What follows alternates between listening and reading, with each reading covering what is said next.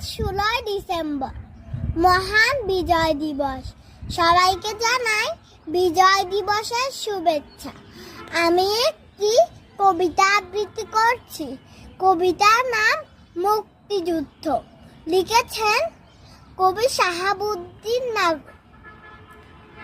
দেখিনি আমরা ভাষার মিছিল, দেখিনি মুক্তিযুদ্ধ, আবার বৃদ্ধ বনিতা কিভাবে হয়ে উঠেছিল বুদ্ধ।